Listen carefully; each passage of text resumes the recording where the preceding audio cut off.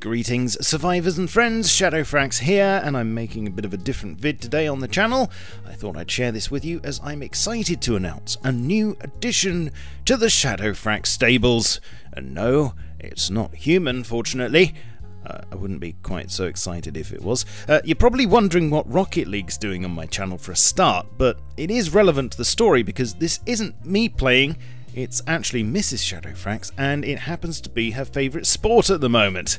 When she's not playing PUBG or Rust, that is. You see, she's been wanting to get into streaming lately, but the problem is that for a while now, she's been using the old crusty gaming rig that I first started my channel on, and which I thoroughly pummeled when I had it. She's also been giving it a nightly thrashing, so sadly it's now pretty much on its uppers. Now, I was going to try to build her a new one this year, if I could, and I wanted to do something special for her, because she has put up with a potato for a very long time.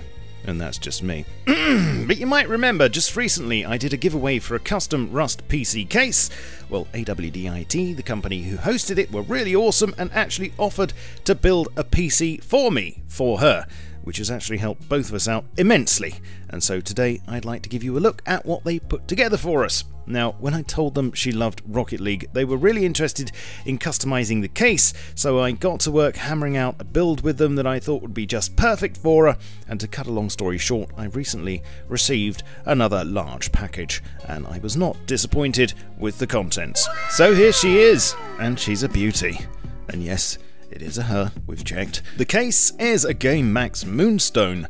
It's got tempered glass front and side panels, and for a start I asked if they could etch a massive Rocket League logo on the main side for her, which they did, and I can't believe how good it looks. So thanks chaps, 10 on 10, would etch again. They were also up for doing a design on the rear, so what I did was spend an afternoon making up a tyre tread vector, which they also had etched into the glass for me, so it looks like it's been run over or something. Now, usually you don't spend a lot of time looking at this bit of a case, but I must admit I have been caught on more than one occasion staring at its backside.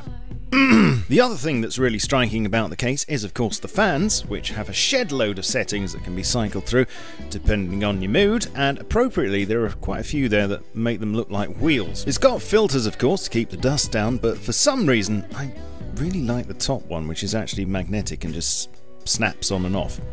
Strangely satisfying. Now, I'm going to take the front panel off and show you the innards, and what I wanted in this PC was something that wasn't just going to be fast and good for streaming for her, but one that she could record a ton of footage on too. So, first of all, we've got the motherboard, which is an ROG Strix from ASUS, and it's the success to their pro gaming series.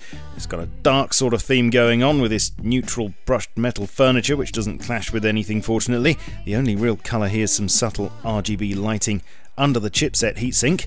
This model's got the AM4 socket, and that's powering a Ryzen 5 quad-core with 8 threads running at 3.5 GHz. And I must say, with everything she's thrown at it so far, it doesn't even break a sweat. Of course, when it comes to gaming, the GPU's the powerhouse, and here they've put in an ASUS GTX 1070 for her.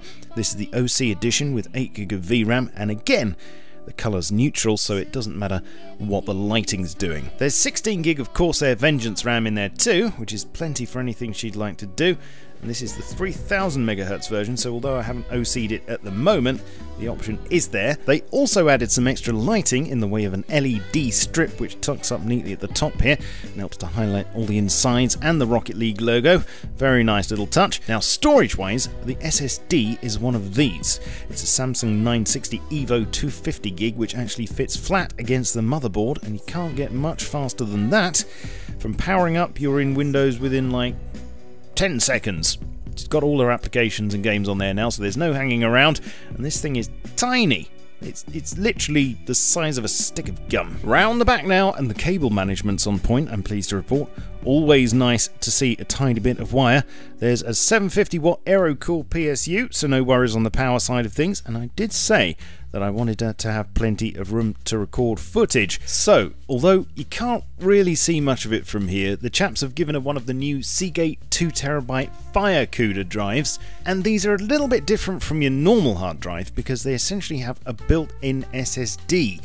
And I'm not sure exactly how it does it, but you basically get the capacity of a hard drive, but up to 5 times faster read-write speed, so you could store games on there too.